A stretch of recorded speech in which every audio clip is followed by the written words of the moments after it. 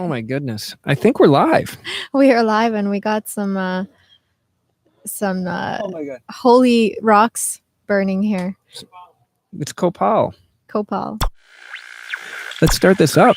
Here we are. Our first official, is this official podcast? Is this how I think so. you would say it, because we have all this gear? We have more gear. I mean, the paintbrush makes the artist, right? Yeah. Hi, everybody. We're doing things a little bit differently, as you could tell today. Unlike our other live streams we've done in the past. This time, Mark and I are having a conversation into mics with each other. We figured it was nice to look at each other for a change instead of look at a camera. Yeah, which feels weird because I'm always like, where's the camera? Right?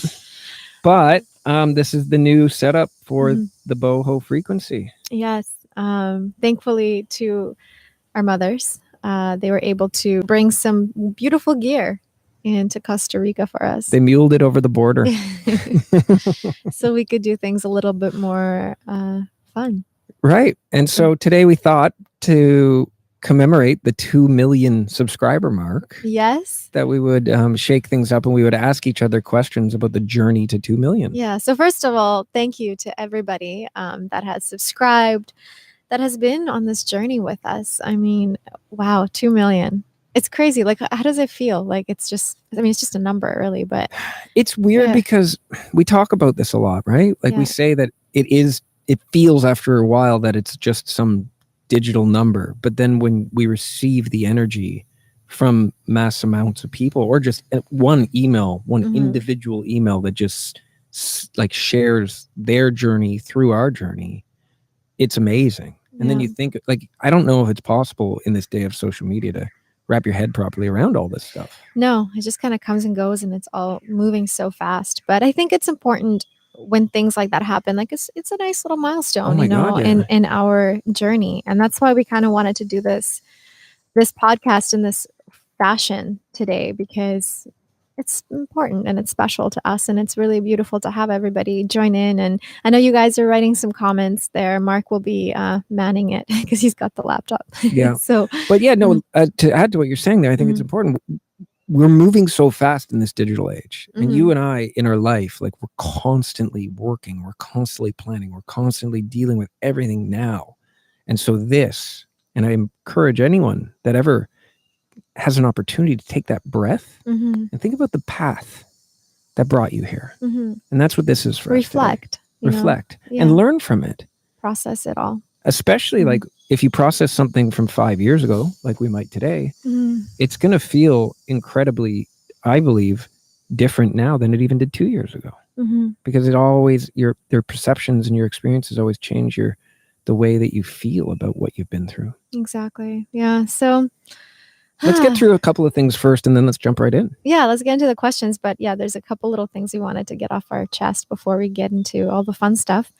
First of all, we have posted a hiring blog because we are hiring, you guys. We're needing some help from some beautiful, wonderful people out there. And so what do we have? We have, we're looking for a marketing rock star. Yeah, we have a travel nanny need because of our little Xavier. And now that we're going to be shooting content, we need some help on that field. Then we got a virtual assistant to help us as well. A tech sort of and design, online web strategist / also graphic designer, production assistant. Yeah, and then any sort of editor, copywriters of that field, the writing field. The writing field. And all of it, you can go to bohobeautiful.life/hiring to check out the job postings and the details of it all. And so feel free, if you want to join the team and you think that you align with what we do, and with what we're looking for. Number 2, we have a sale going on this weekend on the store. It's our annual spring flash sale. Yeah. So everything on our store is 30% off. So if you guys have been wanting to do any of our premium programs, this is the perfect time for it too. Like spring, this is like when you want to detox, you want to get yourself back into like a more healthier routine. The weather's getting warmer, things are starting to reawaken, and the cycle of rebirth has begun, and that should apply to your body and mind as well, not just nature. So if that is something that you feel like you need, then check out our store, because we probably won't do another sale till the summertime. So yeah.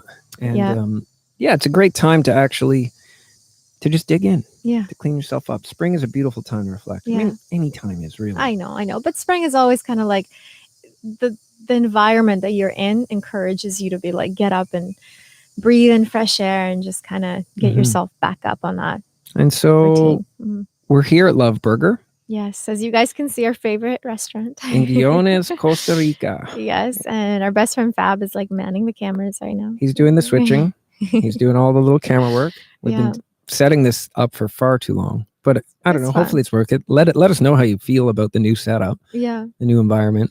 But something we wanted to say, you guys, our friend Fab has been having some issues with the landlord here, and he's actually looking for some investors. Yeah, he's actually got some beautiful business plans for amazing ideas that revolve around his vegan restaurant and all of his skills, but also really building a community here in Oneness. In Nosara. And so we never know who watches these live streams and this podcast, but we put his information in the bottom in the description. If you want to send him a note and you're interested in learning more, reach out to him. He's down there. Yeah, it's a great opportunity for anyone that wants to get involved in this community here in Costa Rica to get involved. And lastly, this episode is brought to us by Sunwarrior Lean Meal.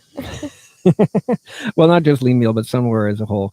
We'll talk about it a little bit more later, but this is something Juliana and I use. I use it every day, single day, guys. Yeah, and I think that's why we wanted to work with these guys, because we actually use their product like on a daily basis. Yeah, and they're great and they're really tasty. And I make morning shakes with their meal replacement that they have here, which is called Lean Meal. And I use the Warrior Protein, the vanilla. And yeah, I usually do a scoop of that and a scoop of the Lean Meal. But there's a 10% off coupon in the description and a link. It helps support us. It helps support Sunwarrior, which is an amazing company because their ethics are right in line.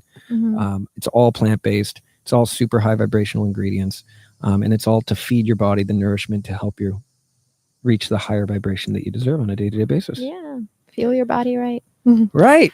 All right. So as you guys know, we came up with questions, both Mark and I, and we didn't show each other the questions because we thought it would be most interesting to just like throw it out there and then, just let the heart speak and let everybody else learn maybe. And then also we'll take some questions in the end because I know you guys have some wonderful comments coming in. So actually we could, maybe after each question, we'll all jump on here and I don't know, grab a question. We'll sort of intersect. So there's a little bit more. We're kind of going with the flow here, so we can do whatever. Yeah, no, for sure. There's a lot of people saying Happy Easter too. Yes. So Happy Easter if you celebrate it. Happy long weekend if you don't. Sunday. Happy Easter. Yeah, I hope you guys are doing something fun with your families or just getting out there outdoors. We're doing an Easter dinner with our moms today and Fab and our baby. It's like our family. It is so cool to just see.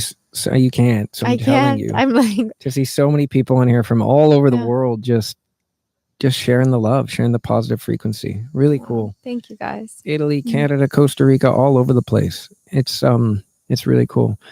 So I don't know. A quick question. No, let's jump into ours. I really wanted, this was about creating a new thing. Yeah. Right. Yeah. So you want to start? I'll start. I'm going to start. Mark doesn't know where to go from here. Oh my God. No, I don't. So again, I'm waiting for your question. We wrote some questions down for each other and we didn't tell each other. So we don't know. Maybe we'll have some of the same ones. All right, shoot. Let's start at the start. Okay. I want to know, can you pinpoint the moment or roughly around the area and the time that you committed, like you made the decision that Boho Beautiful was what you were going to do? Yeah, definitely. I mean, I think there was a moment when we were, my brain is like, I'm going to have to think about it.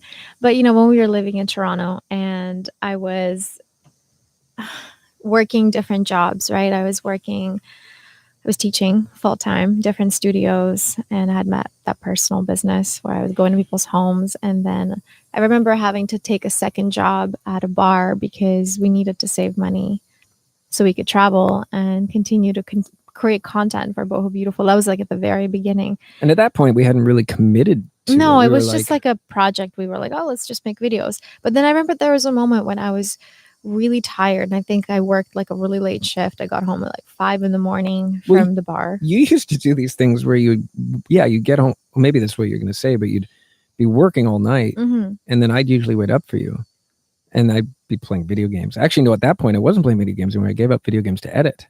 Mm-hmm. And you'd catch me editing. We both go to bed, but you get up like 2 hours later.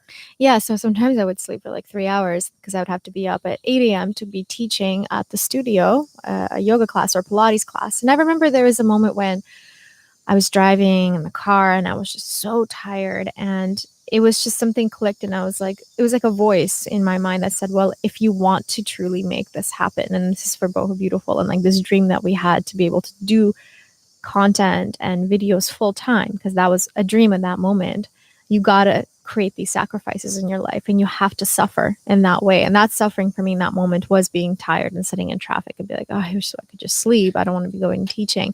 But there is, and it's hard to explain, but there was just that moment where you're like, you suck it up and you're like, no, like I'm going to do this. I'm going to find that inner strength to push through, because I've committed to creating this dream a reality of mine. And in order for me to have this dream become a reality, I have to make these sacrifices in order for it to come true. And so I think that it's just like, it was just like a spark. It was just like something clicked in my brain, and then you commit to it, and then you commit to it from your heart, right? Like that's where the commitment has to happen. And so I think to me that was it. And then I'm in luck, and then I saved up enough money from our tips from the bar that we were able to buy a van, and then everything just unfolded in this divine way afterwards. Well, and that's kind of the reason I wanted to ask that question, is because I think it all starts for everything, for everyone, anyone watching this, anyone with a dream, anyone who's in a position in their life that they're not really, that they know they're in the wrong position. It all starts with like making an actual decision, not having an idea and playing around with it, but actually making that decision to commit 100%. And I think that's the one thing we've learned about each other, is even when we start to falter off that, we both made this commitment like 110% every day, every ounce of energy. And I was trying to think about it for myself, and it's hard to find the exact moment for me, because it's kind of in that era where like, but I think for me, it started like when we started, because there was just no going back. Like we looked at each other and we were unhappy. We were in a place in our life where we dreamed of living in Costa Rica and seeing other things than Toronto and not sitting in traffic. And we just knew that there was more that our energy could contribute to. And there were so many people out there to connect with, not just the ones in our little world. And I feel that like, once you make that decision and you commit 100%, the universe gets out of the way. Not fully. There's always going to be obstacles. Oh, of course. I mean, that's what anything. But getting through those obstacles is the challenge, and the reward becomes. Well, it challenges you, right? Like obstacles are set in your path to challenge you, to see and test you. How much do you want it? That's how I see it, because everybody has an idea, everybody has a dream, but only so many people actually make that dream a reality. And that's because every single one of us gets tested, you know, and these tests are brought to us every single day. And so you really have to look at these events that happen that challenge you as a test, and you got to find the strength to get through it, and find your passion and your drive and the sacrifices that you have to make, and accept them, because that is for a specific dream that you have in mind that you're going to achieve. You know, there's no ifs or buts. Like you're going to write that down on your dream board, and you're going to do everything that's possible to get there. Well, and you find what you're passionate about, and nothing else matters. Yeah.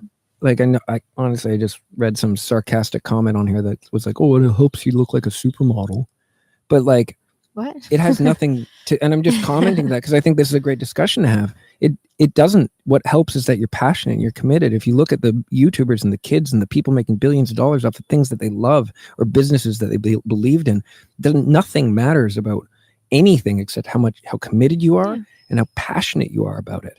Like Mr. Beast is not a supermodel. He's just a really intelligent, passionate person who decided he was going to start figuring out how to game YouTube to basically get the result he wants. Yeah, but I mean, and you look at that, it doesn't have to be so YouTube. hard. It can be anything, any sort of business, any sort of endeavor. I mean, it starts from the heart, doesn't? really matter. No, exactly. What you look like. Yeah. Exactly. I didn't mean to bring up a negative into a positive discussion, but I just glanced over and I was just like, oh, people. Anyways, there's always a cynic. There's always a cynic in the room. Yeah. Okay. So go. Yeah, you go. I'm gonna ask the next question. Okay. Since we're in the same topic, it's funny because I knew I was like, we're gonna probably have like similar questions towards each other because we've been through this journey together. So it's like, how can you really ask something what we don't know? But I think it's good to reflect. No, but when we're asking about feelings. Yeah, exactly. Like you're going back to that time. And so and that strikes a memory in the other person's mind too. So how about now that we're talking about dreams and sacrifices, for you, do you remember if there was ever a time that you were ready to give up, that you just wanted to throw in the towel and be like, I'm done. I don't want to do this anymore? That's kind of a loaded question because I think there's a difference between thinking about giving up and being committed to give up. Because every day I get up and I think about getting on my mat and the idea crosses my mind not to do it because I'm tired or I want to sleep in or this or like what. There's a million reasons. And if I got on my yoga mat only when I felt like getting on my yoga mat, I would be half a tenth of the yogi that I feel in my inner being. And that's the commitment. So when we talk about Bo Beautiful and giving up, I mean, I can think of a dozen times where it was really fucking hard. And you and I were just like, is this worth it? Yeah. So the idea came forward, but I can honestly say that I've never been close enough to even actually consider acting on it. I mean, there was like when we Burnouts. when we hit 1 million subscribers, we didn't do something like this. We made a video talking about how we're burnt out. We literally were done, but we knew we weren't quitting. We just knew we had to recalibrate. Yeah. Right. Yeah. So I think that's really interesting. So like, but we knew we weren't going to quit. We just, when we talked about it, we're like, should we stop? Is this worth it? Of course it's worth it. We always know, no matter what we're going through, if you're able to have purpose in your life, it doesn't matter how much shit you have to walk through.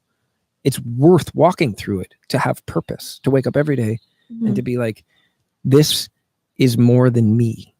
So you don't remember if there was never an actual moment in the last 5 years that you were like, take a break? Like, was it the 1 million when we were burnt out? That was take a break, but that wasn't quit. And I think maybe like, and then there was like, and that was after we did retreat. Because was it retreat that year? Yeah, that was the retreat year. And that was a really hard month on me. Yeah, for those of you guys that don't know, when we put out these programs, the premium programs, like, and we get them edited, literally takes like over a month of like every day 15 like just 17-hour days.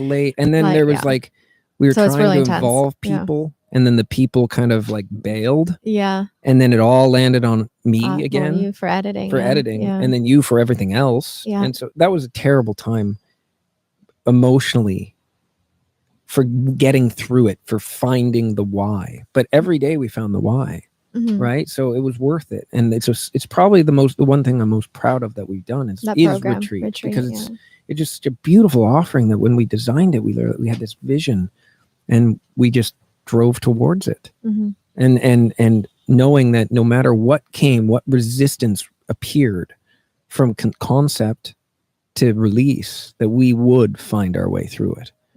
So I don't know. So maybe that was the moment. Maybe that is that little burnout area. Yeah. I was like, maybe I just want to stop. Right. What about you? I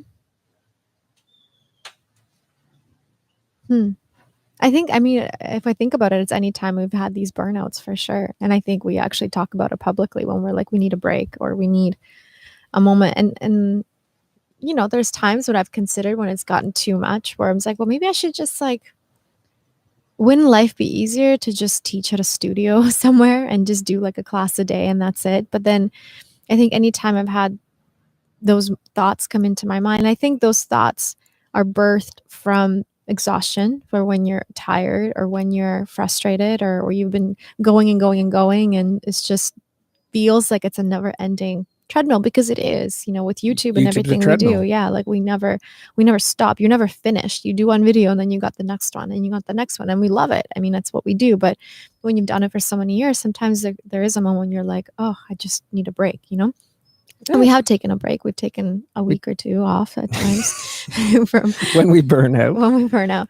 But I think for me, there's definitely been those moments, but I feel like I've never, like you said, it's never been a point where I was like, I'm done, I've announced it, I've quit. It's more just like a thought came in my mind, and then I let that thought be, I found awareness of that thought, and then I began to look at the other side. And the other side is all the wonderful people that reach out to us and that, are commenting on this live stream, and that are watching our videos, and that are emailing us, and that really take value from the content. And I think when I think about it, I'm like, of course, like I can do what I used to do, and you teach a wonderful group of 20 people at a yoga studio, and that's beautiful. But when you can reach thousands of people at once, and people all over the world can find value and take something from your class, that's such a service that you can bring the world that it outweighs any moment of frustration or exhaustion. Well, it's an honor, and it's also, I think, you kind of have to, in a beautiful way, because again, like, it's a why. Yeah. But I think like purpose. You're focusing on the fuel, and I don't think it matters that it's thousands. It, like, if it's one, is that enough? And I think the answer to that's probably yes. Of course. Because that one email we get that affects us so deeply and makes us realize what we do means something to somebody. Or you meet someone, like we've been meeting so many people here in Nosara, because so many people are coming here that stop us and like, oh, I do your videos. And it's like, it's so crazy to me. And it sounds so funny, but like a human being that actually has done your class. Like, wow, really? Like, you liked our class and you took something from it? Because they're real. Yeah. They're not just like an email. Avatar or an email. And so, and that again brings that reality. You're like, holy, like, that's so cool. Like, people really, really enjoy it. So yeah, I mean, I think everybody has those moments, no matter what they do, when they get tired and they just want to stop. And I think the most important thing when we get to that point in our journey is to pause and become aware of it, and then look at the other side. Right. And what is on the other side? What is the why behind what we do? What is the why behind what anyone does? Yeah. And so let the why kind of guide you past the difficult challenge of being tired or overwhelmed or overworked. So yeah. Okay. I guess we're asking the same question each other. Maybe we shouldn't do that. Maybe I don't know, but it's nice. I wanted to hear it. Like, I want to hear it'll be a very long podcast. Yeah. Well, someone was saying, just to go, we'll throw to the audience. Yeah. Someone was saying, I worry about burnout and being tired. Isn't that a lesser quality of life? Definitely. I mean, when you're in that state of exhaustion, your mind and your body definitely doesn't function at its ultimate potential. And I don't think that we are saying we're burnt out all the time. I'm saying that when we lose track of the self-awareness, and I think it's key that we all pay attention to using self-awareness, pay attention to your mind and body balance. But sometimes we get so sucked in, like we had to get retreat done, which was our story, that it depleted us beyond any coming back without just throwing our hands in the air and being like, we don't even know how to cope. So I think that I think it's balance, like what you said, the word balance, right? Like if you were to find awareness that you are exhausted and you're burnt out, it's not that you're continuing to live that way, being a burnt out, exhausted person. It's that you recognize that you feel a certain way, and then you use that recognition to make a specific temporary change. And whether that is you take a break, like we did, for a week or two, even maybe you go on a 3-day vacation to a spa or something that can recharge your batteries again. I think that's just part of life. It's not really a lower way of living. It's more just about living with awareness. Beautiful. I love it. Yeah. Living with awareness is like one of the fundamental keys to life. Exactly. Paying attention. Our bodies are these innate, intelligent, beautiful vehicles for our mind and our spirit, and they're communicating to us all the time. Actually, there's that Einstein quote, right? The one that says, "Intuition is what does he say? Intuition is the most sacred gift, and our rational mind should be our most faithful servant. And then some people comment on that and say, well, in this day and age, it is the faithful servant that now we are servant to our rational minds, because we've forgotten our intuition. We have to listen.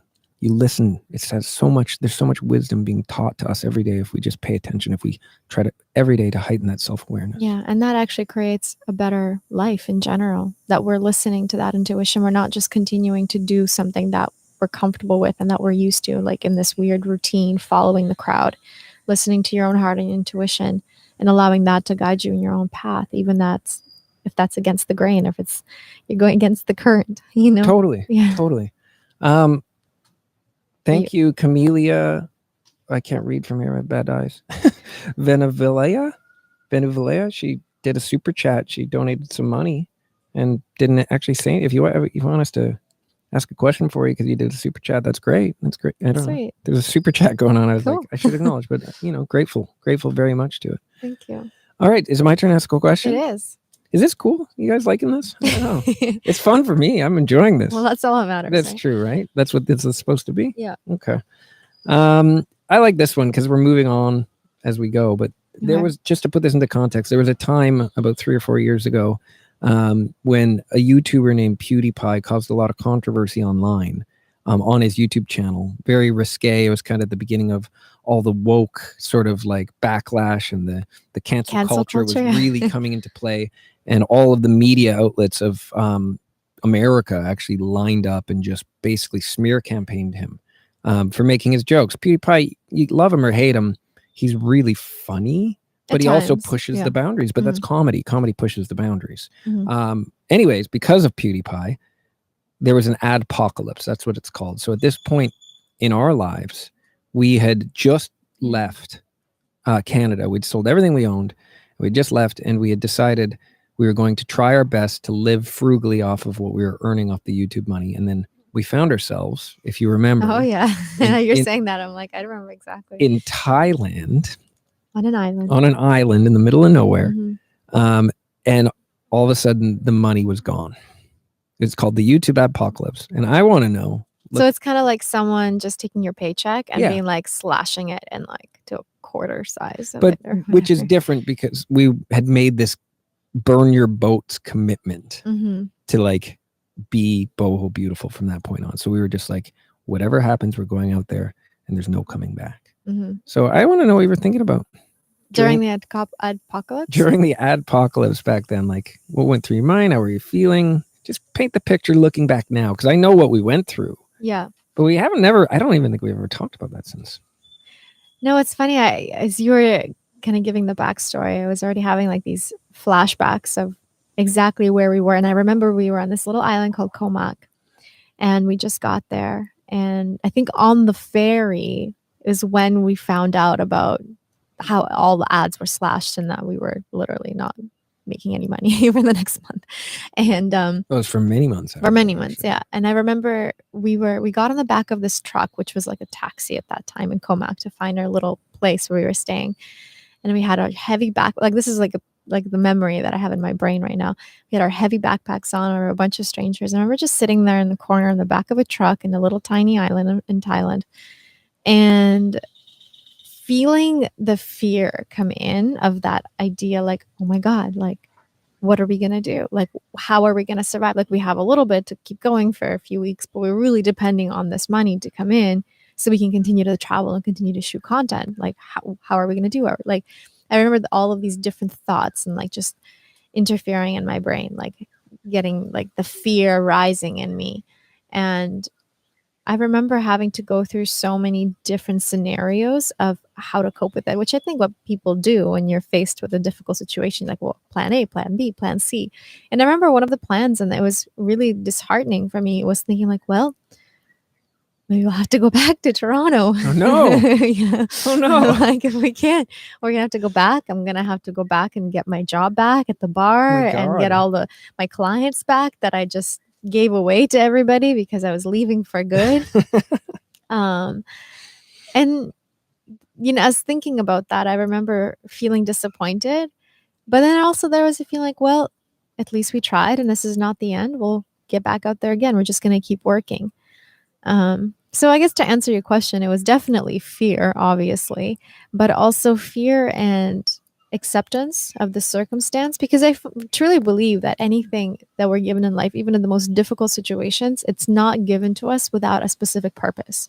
And maybe that, I mean, that was given to us when we started a Patreon account, remember? That like gave us the kick in the butt. We've been talking about starting a Patreon account forever, but couldn't find the time or energy really to do it. And then now we're like, well, we need something, so let's just do it, which was a great thing that we did. And to anyone that was ever a patron when we had it, you saved us. We're here because that option Juliana's explaining that you're talking about was a viable option going back. And I don't know, you never know how things play out if you go back. You don't know. I think we would have kept going and doing our thing and built a new strategy. But so our deepest gratitude, because as much as we didn't like the platform and it wasn't conducive with what we were trying to accomplish by like having a subscription Patreon and like giving videos just for them, and it was really hard. There's a lot of problems with it.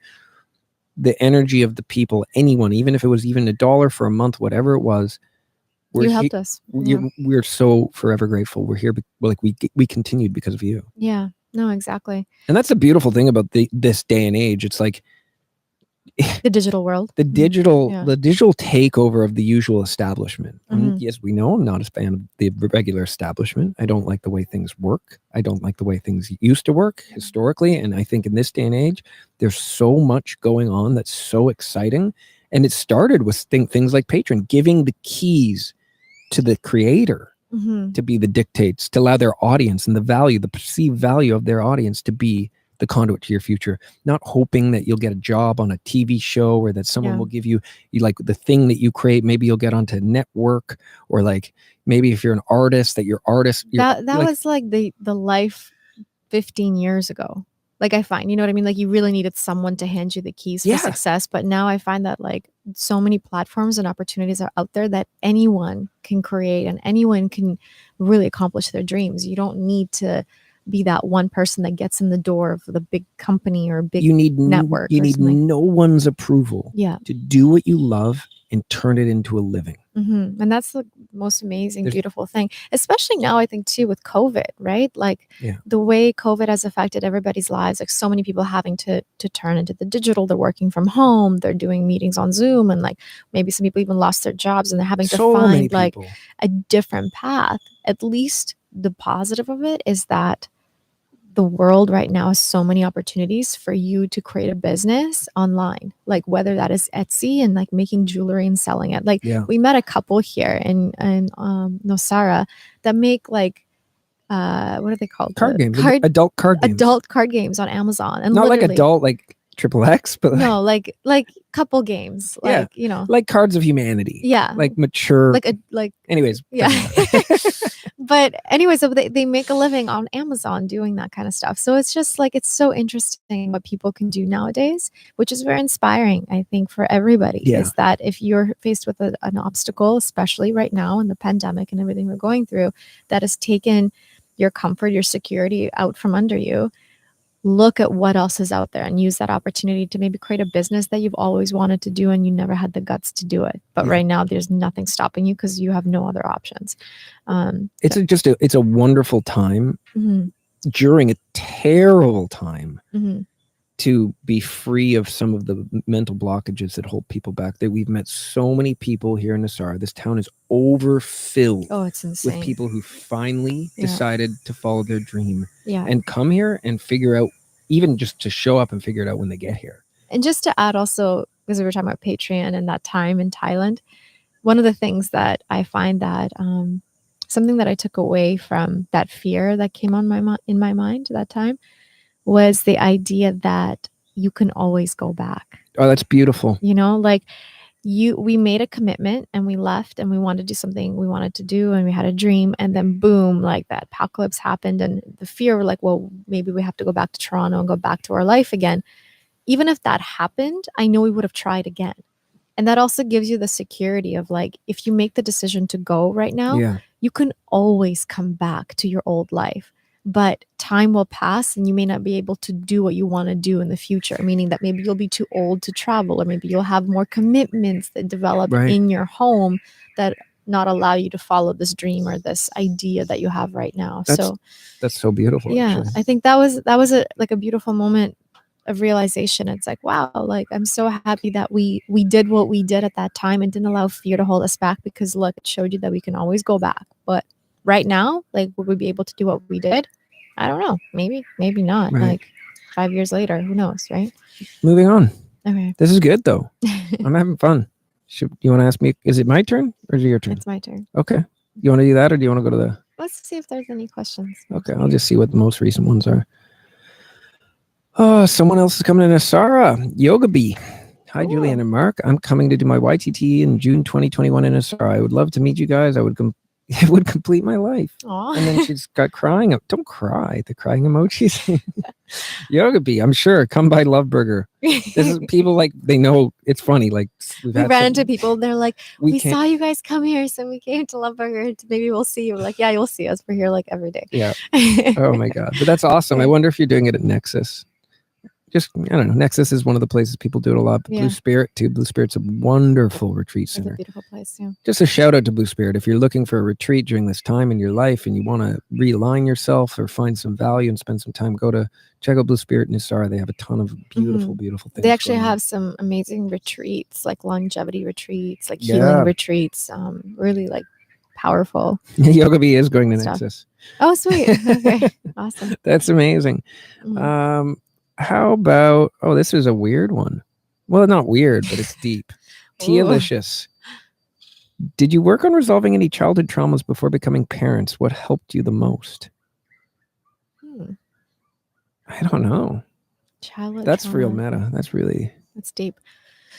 Before, I think we've been working out all of our past life traumas since the minute we left on Boho Beautiful. Yeah, I think that it wasn't challenging everything that was conditioned in and us. Even like childhood traumas too. If you're talking about it, I think that's just been a work in progress every day, and it always is. It wasn't like we needed to complete something before we became parents. It's more just like, I don't know, healing whatever we need to heal on a constant basis. But then also taking like the way we were raised and applying that to our child now. Taking things and not taking certain things. It's beautiful. You know, right? We learn as we go as well. We got a few more super chats coming in. Hella, I recognize the pic. I see your comments of beauty coming into us on YouTube all the time. She donated some money. Wonderful. But I don't know how to say the name, and I feel terrible. If you want to spell it out phonetically for me, I can. But you're always there with us. And I love it when I know someone. You recognize their name. Through a YouTube profile pic. Yeah. And then I recognize all the energy that has been exchanged back and forth. And now there's been a donation through the and that's so beautiful. Teresa also did a super chat. We're going to do this one and then we'll get back to our questions. What do you think about your decision of moving to Costa Rica? And thank you both for your beautiful work. Thanks, Teresa. It was the best decision of our life, for sure. I mean, as you guys, many of you might know, we moved here knowing that we were going to have our child here in Costa Rica. Mm-hmm. And to this day, I was like, wow, thank God we did that. It's been a plan of ours since the very beginning. We've been coming to Costa Rica once a year since we met. Mm-hmm. Even before we were shooting videos. And I'd been coming here. Actually, my first trip here was a long time 2006, I think, or 7. There's just a special energy of this land. There's a magnetism in Costa Rica. Yeah. And then when you complement that magnetism and that lifelong draw to be here, because when I came in 2007, I remember, and I wrote about it in my journal the other day, when I daily journal, because I was just being so grateful in that moment that we're actually here. And I traveled back through space and time to remember sitting in a hair salon chair, telling my hairdresser, and she was the only person I dared to tell, because I'm like, who's she going to tell? It's like, one day I'm going to live in Costa Rica. And I said it out loud. And I remember being like, because saying it out loud can always jinx it. And I knew that. It could always, you're also making a commitment saying you're going to, and every time I went in and got my hair, whenever I got my hair cut after that from her, she's like, how's your Costa Rica plan going? I was like, reminding me, almost rubbing it in a way, which was terrible. And I think she was, because anyways. But yeah, when you take the magnetism and all the positive, and then you cross it over with what's going on with the rest of the world right now, we're so thankful to be here. Yeah, definitely. And I can't encourage people more, if you can in this time, to find a place in these dark months that we're all going through around the world where you can vibrate and where you can feel your highest frequency and where you can be your best self. Yeah, and it doesn't have to be in Costa Rica, of course. It can be even like your cottage, or it can be any kind of place that you just feel like you can escape a little bit from the madness that is out there and all the fear and everything that's being just like pushed on everybody right now. Because it's a fear culture. Yeah. And it's insane. And even when my mom came, she came from Canada on Saturday. A week ago. A week ago today. And we just like the change in her energy has just been so beautiful within to watch. A week. Yeah. Like she came here and you could just feel like she was so afraid of everything. And then she opened up, not to say that like people aren't being careful here. Like careful's fine. Yeah. Like you're still being very cautious. You're taking caution where you're wearing a mask and whenever you need to wear a mask and all that stuff. But there's just a sense of living your life also. What's the right way to say it? With sense of openness and gratitude for the moments that you can have. So when you go out into nature, just let yourself be and breathe in clean air, and don't get serve yourself. Don't serve the fear. Exactly. So the super chat that came earlier from Hele, we have a question with it. Okay. Do you guys ever disagree about anything of importance? And if yes, what areas? Oh. Of importance. Oh. We have our disagreements. Of course. Like anybody. Of course. I don't know. I can't think of what at this moment. When we do, I think the thing is, I think we disagreed a lot more earlier in our relationship about a lot more things because we tied ourselves to our opinions more.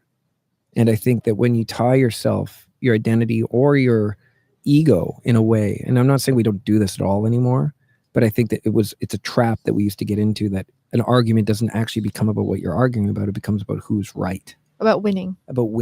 It's an ego thing rather than like a solution. And I think something that we've been really mindful, and we talk about it when we argue, in fact, like we force ourselves to sit down and actually analyze why we were arguing.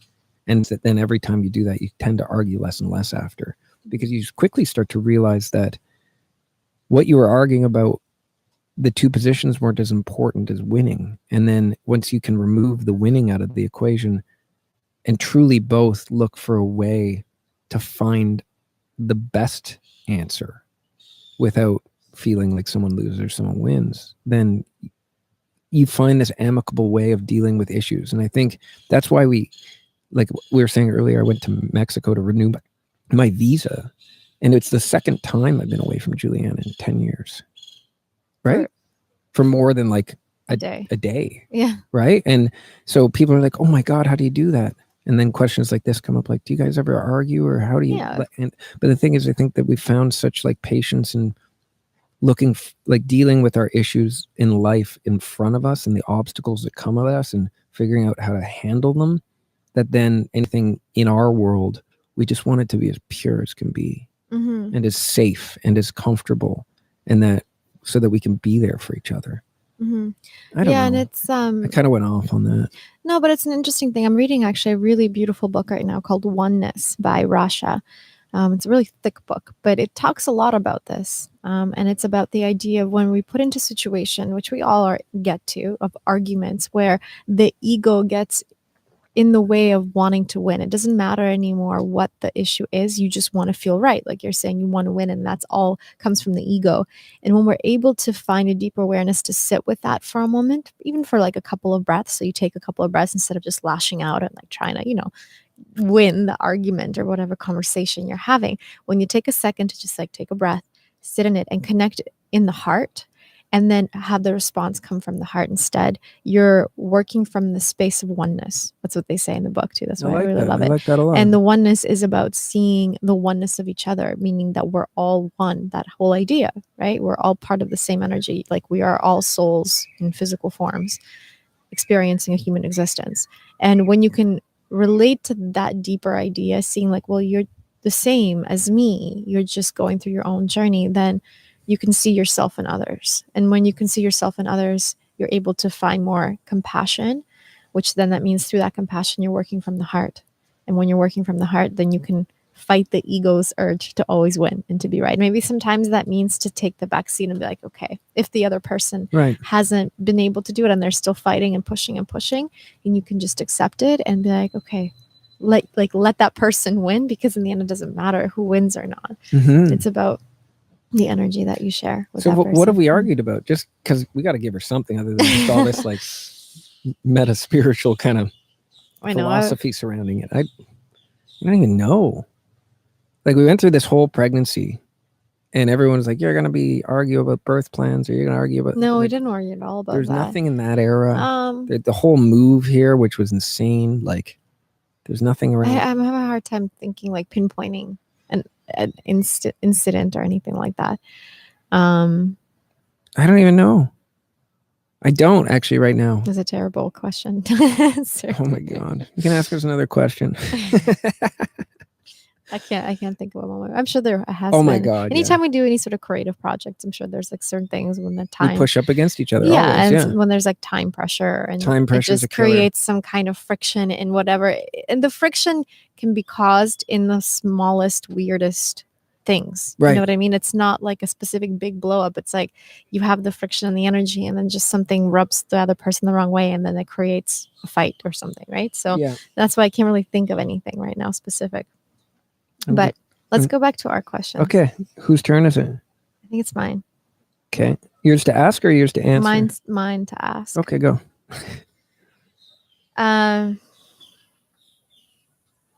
What I really find fascinating about the journey in the last 5 years that you and I have been through is, and for those of you guys that don't know Mark's history and his past, when Mark and I met, like, we were in a different place in our lives. And Mark at the time was like this big shot executive, worked at like this Universal Music, and he was like the head A&R and had all these people like wanting something from him all the time. So you just see these people like, you know, sucking up and being not really true, but trying to use you for their own good. And yet you had this job and everything that most people would label as success. And then you became unhappy and life unraveled in the way it did, to a point where you quit. You quit a huge job. Well, you helped me quit. Yeah, but it you was gave me the courage. A successful, stable, financially stable job. You walked away from that to start making videos with your girlfriend at that time. You make it sound so crazy. But if someone were to look at it, if you were to... My question, which was interesting, because I would love to know what you'd have to say now, where you are right now, to anyone that's out there that may be listening to this, anyone in a high level position anywhere in their career that is not happy like you were. Maybe they want to completely change their life, but they don't know how, or they don't have the courage yet. What do you think was your biggest strength that helped you make that big, crazy decision at that moment? And maybe that can help that person as well, but I'm also curious to know. So this is about what I want to say to those people, or what was in me then? Like, I think I want to know what was in you then that helped you make that big decision to quit everything that you had worked for many years, and to start making YouTube videos that you had no idea would be a success or not. Well, there was a little pause between the quitting and the beginning of the YouTube videos. And that was the lost period. Yeah. And I think you have to, this is maybe partly what I knew, because I'd also quit something of massive optical success to the culture we live in. Like when I was playing with Avril and I left, and everyone was like, what? And so it's very similar. And so I think I learned something the first time that helped me the second. And it's because this was my second time walking away from like everyone being like, and then they make basically telling me I'm out of my mind. Well, because people would look at that like, what are you doing? But if you're not happy, you should never stay where you are. Never. Whether it's a job, a relationship, a place, anything. It doesn't matter. You leave. You have one life to live. That's all we get. We have no idea if it's going to be gone tomorrow. Like there's so much that with one little chromosome slightly different, or one little cell particle, that pandemic, quote unquote, that we've been going through for a year could have wiped us all out. that easily. So I think that there's always been that burning thing about in me that says, when you have something, do right by it. And we all have life for a moment. We don't know how long it is. But I think what I knew was there's a lot of fear being a motivator. But the fear that I'd been in this job, I started playing guitar when I was younger, and I ended up in places I never wanted to be that were optically successful. And I think that when you end up places that people are telling you you're successful, but you know that, like, I never wanted to sit behind a desk in a boardroom table with 4 guys almost twice my age on their way out, miserable, unhappy, saying things I didn't really agree with or respect just as a human, like executive types. And I'm all of a sudden somehow in the room of the top of that, whatever, right? You see your future, so there's fear. But I think the fear, it wasn't the motivator that got me out.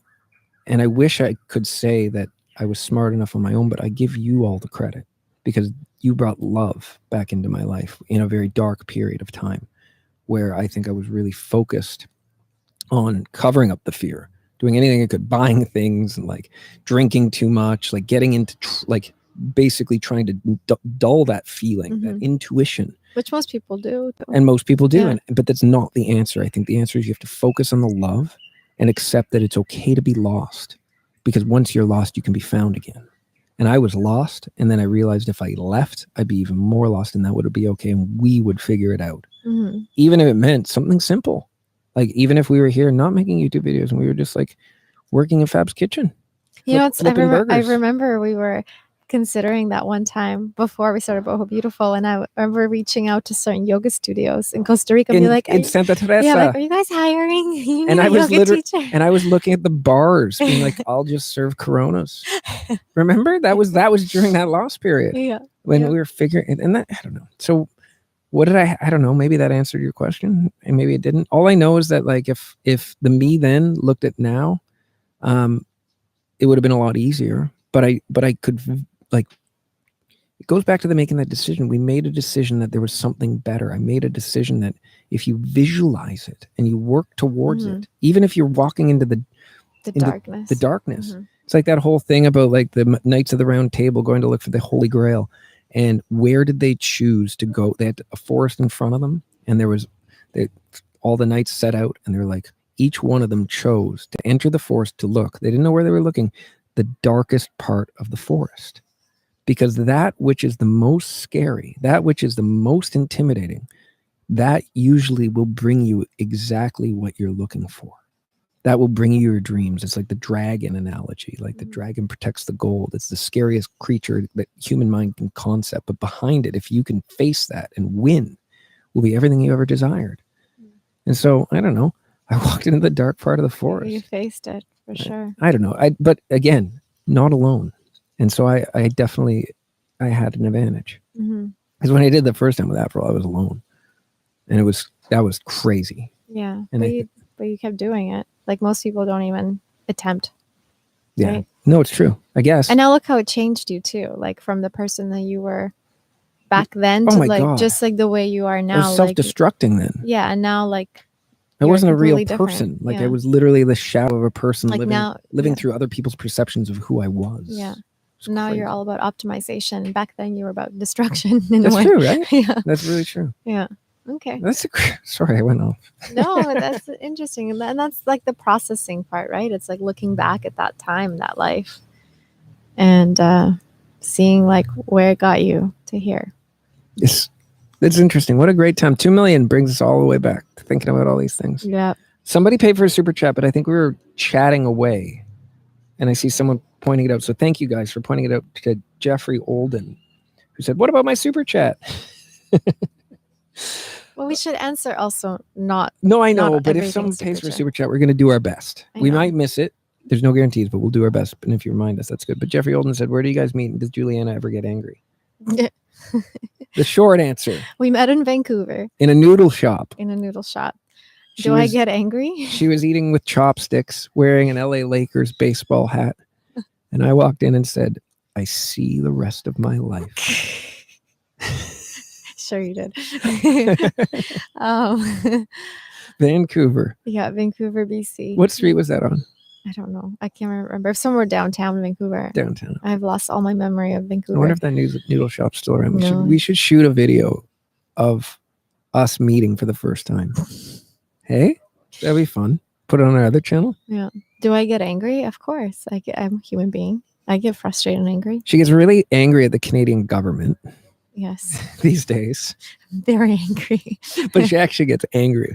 Well, I don't like governments taking people's rights. I think that's where my anger gets from. That's fine. I think that's a noble anger. And I get very angry at people causing pain or injustice to other beings. So we got angry. The activist veganism. I'm angry activist now. Of me. I'm angry because I watched Seaspiracy with you last night. Oh yeah. Oh my God. See, I'm getting upset even just thinking about it. Has anyone seen Seaspiracy on Netflix? They just released it. It was produced by the guy that did Cowspiracy. We didn't even finish it. I actually fell asleep. I think I fell asleep because I was so angry that my body just gave away. But I'm not angry. I'm just kind of playing it up. But Seaspiracy, how many more movies have to be made like this as we walk down the line towards the implosion of our entire existence as a human species before people actually do something and not just avoid watching the movie? Right? I guess it's not really the podcast to get into it. Is No. It? No. But anyways, it's really the idea of like we watched, this happened to us when we watched The New Corporation a month ago or 2 months ago. 2 months ago. Yeah. It, like these documentaries, they come out and they're amazing. They're so well done and they're so well produced and they captivate you. But it's like an onslaught of terrible data of human beings doing terrible things to the planet that is ultimately going to end in our demise. And and it's crazy because this will come out and it'll be like the top suggested thing. And like, but they come and then sometimes there's like a surge of like compassion towards that cause. But then for the most part, in the end, nothing ever happens. And every time I see one of these movies, I get angrier with myself because that date, like if I saw a movie about the kind of the plastic in the sea thing 5 years ago, it would have said like, we'll have dead seas by 2060. And now I watch Seaspiracy a couple of years later, and because we've done so terribly, that was way off target. And now we'll have dead seas by 2048. Yeah. And it's like, and with dead seas, we're dead. Everything. Or just that whole overfishing, the fact that like because of overfishing, the amount of dolphins they're killing in Japan, and like they were showing footage, like I can't watch that stuff. It makes me cry. It makes me so upset. Like the fact that human beings would do such a thing. And anyways, we don't need to get into that right now. There's no good day to eat fish. That's what Fab said today when I said, have you seen Seaspiracy? He said, there's no good day to eat fish. Not even Good Friday when everyone says it's a good day to eat fish. And that's funny because it shows, that movie just shows that like, I don't know. Anyways, enough about anger. No more questions about anger. It's so funny. How much time do we have? How many more questions do we We've been in it for an hour, so we could do a little bit more. Maybe, I don't know. How long should we do? Should I put my computer down? Should I pick it up? I don't know. What do you think? How about we finish with one last question? No? I think it's your turn to ask me. It's mine to ask you, hey? I'm just rolling down, just seeing what's happening. Such good conversation, such good people going on here.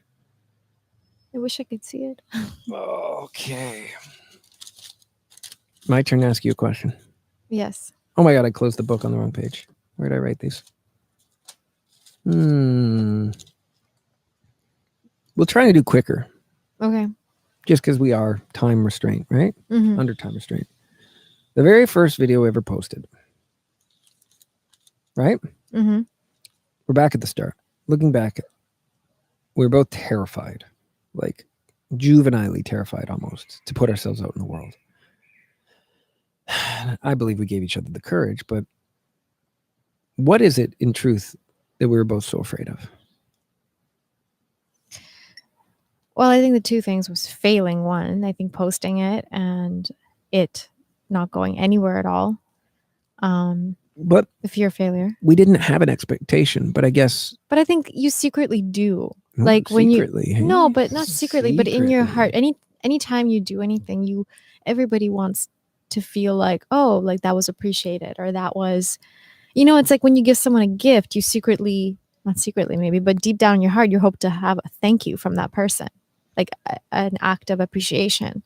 And it's the same thing. It's like you post a video out there and you hope that at least it's received with You want to some be sort. heard. Yeah, I think that's what it is. Oprah says that. Everyone wants to be What heard. did I learn doing 20 years of broadcast? Everybody wants to Everyone be just heard. wants to be heard. And I think so we wanted to be heard and it be reciprocated in some sort of way, even though we had no expectation of it. But deep down, you hope for it, right? You can't just say you didn't hope for it. Right. That's honest of you. Yeah. So I think that was the fear of that not happening and you putting all this energy. And then I think the other side was, you know, putting a video of yourself like that into the internet, you know what it opens yourself up to, right? Like being judged, the criticism, negativity, people that feel safe hiding behind a computer screen and saying something very hurtful to you. And I think that right there was a fear, like, oh, wow, what if, you know, I get trolled or whatever. And so, I mean, definitely fear, but we faced it and we kept going. And we kept learning from it. And the first terrible video turned into the second a little better and a better and a better. And then it evolved. And we continue to evolve. Not to say that we're at the top. Like, I think my hope for the next 5 more years is that we continue to evolve even more and expand ourselves in many different directions. And that was just the beginning. And facing that fear, but that fear still exists. You know? It's the resistance. Mm-hmm. That book. Mm-hmm. What was the book called? The War of Art. The War of Art. Mm-hmm. Amazing book. If anyone really wants to get into the side of being creating something, anything in your life, and always feeling afraid, and sometimes we don't even admit we are, we just avoid it. But I don't remember who wrote it, but the War of Art was on the War of Art. So honestly, like, we read it in the summer driving across Canada. We listened to it actually. Yeah, audiobook. Twice. And it's one of the most amazing and valuable pieces. I bought it for friends of mine. It was one of those books you buy for people because it talks about the resistance in everything you do, and it's in us, and we have to respect it and we have to acknowledge it. But every day, if you're a professional and you want to be what you want to be, you have to get up and you have to face it and you have to wrestle it. You have to tango with it. You have to literally give it honor to beat it, almost in like an old like ninja way, you know, in like the old kung fu, like honor thy enemy and all that. Yeah. So that's my short answer. That's a good answer. Let's do some questions from people, and then we can wrap this up. No, someone says, no, it's the War of Art. That's what it was. The War of Art? Yeah, that's what I said, right? Well, you always confused it. The Art of War? The Art of War. No, the Art of War. That's terrible. Yeah. The War of Art. So funny. Oh, my goodness. I think I started it. I think I said it once terribly, and then it just... got it in your head now. So the Queen V just says, no question here. Just please look for my email in your inbox when you have a moment. Okay. We'll do that, the Queen V. And then Linda asked for us to look at her super chat, but I don't know where it is. Linda, can you retype the question if you're still there? Nella Malari wants to know how Xavier is. He's great. He's amazing. Yeah, he's with his grandmas right now. Both our moms are in town. Helping with the baby, which has been so beautiful because it just gives us a little bit of time to slowly find a balance between work and family. So he's good. He's doing well. That's beautiful. Any advice for a new yoga teacher for someone during their 200-hour training from Christina Walker? My advice would be... dive deep. Yeah. Dive deep, infinite water. Dive in deep once again. No, my advice would be, yes, dive deep. Take that opportunity that you have of studying and really learning about yoga and apply it to your own life and how you can heal yourself through it, because you can't help others until you truly have dug deep into your own self and dug out all the ugliness and all the everything we all store within us and dealt with it, you know. I mean, I find my first teacher training, I did it in Costa Rica, my 200 hours, and it was more of a spiritual cleansing personally for me than learning to be a yoga teacher. And the thing is, in these teacher trainings, it's only 200 hours. You learn the basics, and then you have to really apply it and get out into the world and practice them. Because it's not like you're just going to be comfortable being a teacher in 200 hours. That doesn't work. That's insane to think about that. Yeah. Like when I got my certification, I went and started teaching for like $3 or for free even at some studios because I just needed to gain the experience. And nobody's going to hire you as a new teacher too, because the pond is very full with many fish. So yoga teachers. So you really just got to like find your style and so dig deep. Really take the opportunity of a teacher training to learn a lot about yourself and your journey as well. It's beautiful. Dig deep. It's true though. Mm-hmm. And don't compare yourself to others. Every yoga teacher has their own unique gifts to offer. Yeah. So like that's the problem I find in the teacher training I was in, that everyone's always looking at each other and looking at how they're teaching and using everyone as a mirror to themselves. Doesn't matter what you can do as far as like flexibility goes. It matters what you have to offer to others that need to heal. Mm-hmm. It's a beautiful thing. Mm-hmm. So don't compare.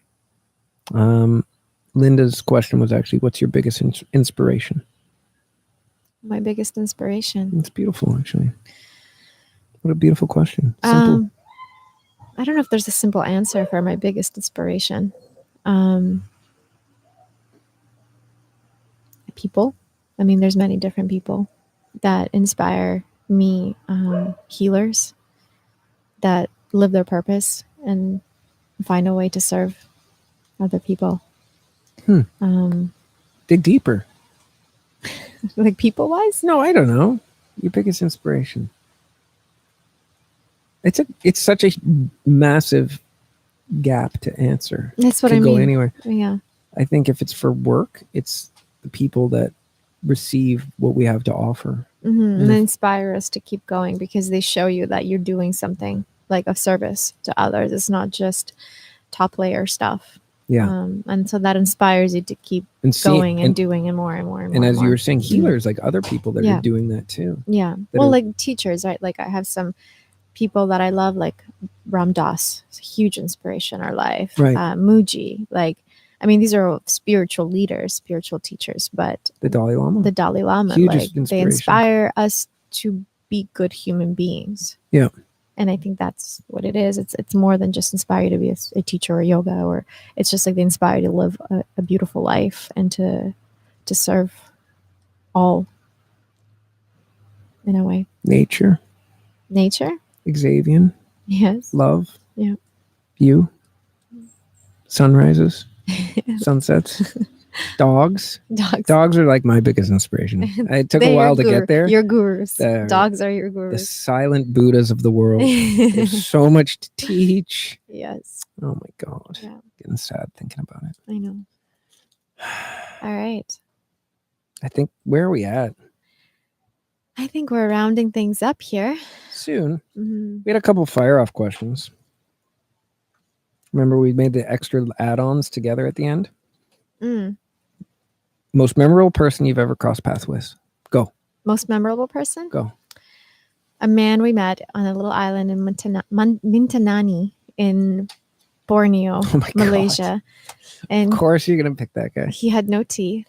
And we were shooting, I think, a yoga video. And he came out and was like, oh no, is he some guy like in trouble, like going to get us in trouble because we're shooting. He was mad about us on his beach. Or something like that. And he came out and we couldn't really speak English, but he was kind of like miming something. Anyways, long story short, he ended up inviting us to have a picnic with him. And he put out a little blanket and it was like next to his little shed where he lived. And he had a horse. And we sat there and he tried to offer us some really terrible homemade liquor. And we were like, wine. And we're like, ooh, I don't know about this. Like politely declined. We had a great time with that guy. Yeah. And then he had some weird dry noodles that were like a dessert. Anyways, but I just remember because we first thought he hated us and we thought we were in trouble, but really he was just reaching out to be friendly. And we had like a beautiful picnic with this older man from Malaysia and we couldn't communicate with, but we just like shared energy. But we did communicate a bit. I remember him, like we write certain things. Yeah. And I don't remember what, but I remember like we managed to figure out that there was like some issue with taxes on the island. Do you remember that? Was that him? No, I don't know. Maybe that wasn't But him. that was my memorable person, I think, because I still think of that old man. He was so sweet. That's so cool. Mm-hmm. That's great. Mm-hmm. I like that one. Your turn. Okay, well, most memorable feeling of a near-death experience. I feel like we've had a few near-death experiences. Mm-hmm. Definitely. Actually, quite a few. But you've had I can think of the one you've had that's been very powerful, but I don't know. Maybe there's another one I can't. Oh yeah, I know that's. Oh, I guess that would be. I know what you're thinking. We don't even have to podcast. We could just know what each other are thinking. Eh? We're just like, I know what you're thinking, and then you're like, I know what you're thinking, and then we'll just. So what are you thinking then? We spend too much time with each other. That's what I'm thinking. No, I'm thinking that for me, in a very serious tone, it was in Tibet for sure. I mean, there was food poisoning in a couple different countries where I was in the hospitals. There were like bacteria infections. There was like that time we were on a boat in Indonesia and we almost hit all that coral in the middle of the night when the lights fell out. Remember? Oh yeah, they took us on a dinghy boat with no light. Yeah, and then it turned on the lights and there was all this coral in front of us and we were going so fast. And there was like van times and storms. But and I know so like I could go through a list like all these weird near-death experiences, but it all comes down to being in Tibet at Mount Kailash and having a vision. And I remember talking about it in great detail on that podcast where we talked just about Tibet. But I don't talk about it a lot. But it was really important. And we went to Mount Kailash, which is the most spiritual, holiest mountain in the world, like the main river source, 3 main river sources for all of that part of the world. From Tibet, it goes into India and China and all over the place. And 3 of the major religions of the world declare it as the most holiest place in the world. The Jains, the Buddhists, and Hindus. And the Hindus. And they all travel to Mount Kailash to do the Kora, which means to walk around the Kora. And it's very dangerous because in Tibet, you're already at extreme altitudes. But Mount Kailash is at even more extreme altitudes. And what was the town called? Darshan? Darshan is like the town that people come to and climatize from. That's where we were for a few days before you do the Kora. But the thing about Mount Kailash, which is really interesting, if you guys, anyone that's listening here, you should just Google it and like see like the mystical stories of Mount Kailash, but like no one's ever been able to climb it. Well, they say that Shiva lives inside of it. Well, Hindus believe that Lord Shiva lives on top of the mountain. Right. That's why it's considered like the holiest mountain for them.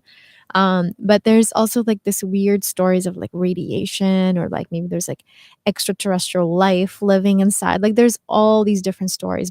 And when you talk to the people in Darshan, they tell you and reaffirm all of the stories and the noises and the colors and the radiation and the fact that people can go up there and they come down and they age 20 years. Well, that's a story that we heard. Of course, but all stories have some elements of truth, right? Yeah. And so it's this amazingly mystical, magical mountain, and it's shaped like a crater, and they say that there's amazing things inside of that crater. So look up Mount Kailash. But anyways, we were there. We'd done our whole Tibet trip. And that was going to be like the grand finale. We'd been to like the Mount Everest area and we've been and I was sicker than I'd ever been in my life. In Tibet, there's like, it's such high altitudes. There's nothing to eat of nourishment. Especially being a vegan too. Being vegan. So like we were eating rice and veggies. If we were lucky. Soups. Yeah. And my body like doesn't do well when my mind body balance tips. Like I have a very delicate sort of inner balance I need to maintain or things start to not go very well. And I look at photos of myself during that time and I was a mess at that altitude. Yeah. So anyways, we waited and we were in Darshan for we were there for 2 days. Buying all kinds of warm clothes because there was snow all the way up in the mountain in June. We had to get like hiking poles and like sleeping bags. It takes 3 days to do the Kora. And I remember our guide told us to pay attention to our dreams because people being that close to Mount Kailash have very visions and amazing dreams. And the night that we were getting ready to go, we were going to get up at 3 a.m. We're trying to go to bed earlier. And my heart was just racing and palpitating and going crazy. And you're always in Tibet sucking on oxygen cans. So I was like, literally, like you and I were like lying in bed, just breathing oxygen, trying to like calm my heart down. And it would not let me sleep. It got to around 2:00 in the morning and I had like an hour to go. And I remember I finally passed out and I had a vision. I had a vision dream and I saw this beautiful, beautiful snowy valley. And I was climbing through it alone and I was dredging through snow up to my knees and up to my waist. And there was a voice encouraging me to go. And then finally I couldn't go anymore. And I collapsed into the snow. And I remember the voice was like, well, that's okay. I'm here for you. And where you're going to go next will be perfectly fine too. Something along those lines. Like it was very reassuring. I remember you told me something about how it said, I'm sorry, I can't help you anymore. That's right. Or something like That's that. right. Yeah. Because I remember the story you told me. Yeah. And then I woke up when I died in my dream and I sat up in bed. My heart was still racing. And I turned to Juliana, woke her up and I was like, I don't think we can go. And we met with Fab, who was with us, and Scott, our photographer at the time. Mm-hmm. And we talked with them, and we were all just like, and it's crazy because your ego wants you to go so bad. Like your ego is You've just like done the drive, like we've driven through Tibet to get here, and it's all been about the Kora, the 3-day Kora. That was like the big goal. And you're about to quit before starting it. And when we talked to our guide, he's like, no, pack up, we're going. He didn't miss a beat because he's had so many people die on the Kora with him. His best friend died on the Kora with him because it's just so dangerous for heart attacks. And well, apparently they say because of the high altitude and because you go higher too during the Kora, that if you go to sleep, something about I think water or something getting into your brain. I don't know, but I just know people die in their sleep, like they just don't wake up. And so that was one of the biggest dangers. Well, and a lot of people, the Hindu religion, believe if you die on the Kora, it's the most holy place you can die. So many old Hindus will come to Mount Kailash hoping to die on the Kora. Yeah. And they come and they're like barely able to walk. They're like, you're gonna walk, and they're like, I'm gonna do my best. And that's for them, that's like the best way to go. It's really fascinating to think of different people's perceptions of human life. So apparently YouTube and our stream had a little bit of a technical issue. So we had to pause and end our stream and redo it. And at the moment we can't stop it. There's some kind of glitch with YouTube. But for those of you guys that are just joining us, we did do a beautiful conversation for the last hour and a bit, hour 20 minutes. So thank you so much for all of you guys that joined us and that listened and tuned in. And again, thank you to everyone that has subscribed to our channel to get us to this 2 million mark. It's been amazing. So our hearts are grateful. And so we're just going to continue to try and figure this out and end the live stream the way we can. But we just wanted to say thank you. And we will see you soon. We'll do this again soon now that we're trying to figure out all our year and everything. So wishing everybody a beautiful weekend. If you celebrate Easter, happy Easter. And we hope to see you soon. Thanks.